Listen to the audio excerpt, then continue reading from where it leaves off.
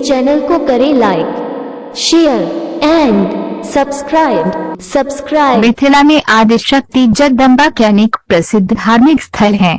इनमें से एक स्थान मधुबनी जिले के मधेपुर प्रखंड के पछली गांव में मां चामुंडा स्थान है। यह स्थान जब तक के लिए भी इतना रमणीय है कि कोई भी भक्त साधक यहाँ आने पर ऐसा अनुभव करता है।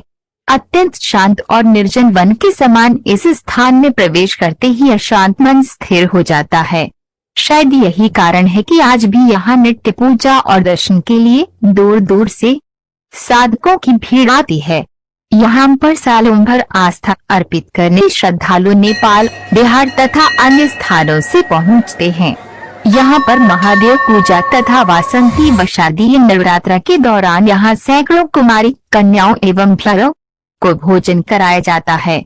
मिथिलांचल में प्रसिद्ध सिद्धपीठ में मूर्ति नहीं बल्कि पिंडी की पूजा होती है। ये झंझारपुर मधेपुर मुख्य सड़क किनारे पछली गांव में स्थित है। चामुंडा स्थान के आसपास का दृश्य बड़ा ही मनोरम है।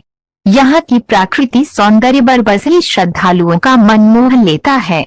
सुबह सुबह जब सूर्य की पहली किरणें मंदिर की गुंबद पर पड़ती है तो एक बड़ा ही दिव्य और मनोहारी दृश्य उत्पन्न होता है। इस सिद्धपीठ के बारे में ये कहा जाता है कि मुगल शासनकाल में मिथिला में अवतरित हुए सातकों में वर्धमान झा उपाध्याय नाम के न्याय शास्त्र के विद्वान पछली गांव में थे। उन्हें चामुंडा, जयमंगला एवं दुर्गा नाम की 3 पुत्रियां थी।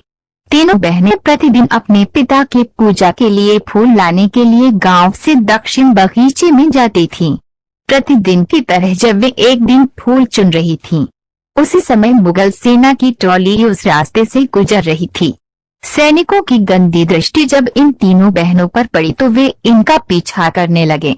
लेकिन जब उन्होंने देखा कि अब वे हम बच नहीं पाएंगी तो उन्होंने धरती माता से याचना की, हे माता, मुझे अपनी शरण में ले लो, नहीं तो ये अत्याचारी, आताताई, पापी, अहंकारी हमें अपवित्र कर देंगे।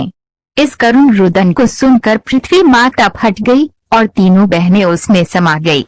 ऐसा अद्भुत अलौकिक दृश्य देखकर सैनिकों के होश उड़ गए और वे सभी दुष्ट डर से थर-थर कांपते हुए वहां से भाग निकले। एक दूसरी मान्यता के अनुसार तीनों कन्याओं को तंग करने वाले गोरी पलटन अर्थात अंग्रेज और उसके सिपाही थे। अंग्रेजों की नजर हमारे भारत की बहन बेटियां जो देखने में खूबसूरत होती थी उन पर रहती थी। अंग्रेजों के द्वारा उन्हें प्रताड़ित, शोषण किया जाता था। भारत का इतिहास ऐसे हजारों हजार घटनाओं से भरा पड़ा है, जिसकी चर्चा इतिहास के विशेषज्ञ अमर बलिदानी श्री राजीव दीक्षित जी अपने व्याख्यानों में अक्सर किया करते थे। इधर घर में उनके न लौटने से सभी परेशान हो गए, लेकिन रात में वो अपने पिता के स्वप्न में आई एवं सारी बातें बताई।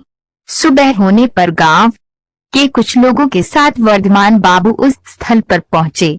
वहां उन्होंने देखा तो वे मंत्रमुग्ध हो गए। जिस स्थान पर धरती फटी हुई थी वहां आश्चर्य की अनुभूति हो रही थी। वह जगह गांव वालों की श्रद्धा का केंद्र बन गया। तभी से आज तक ये चामुंडा सिद्धपीठ के नाम से विख्यात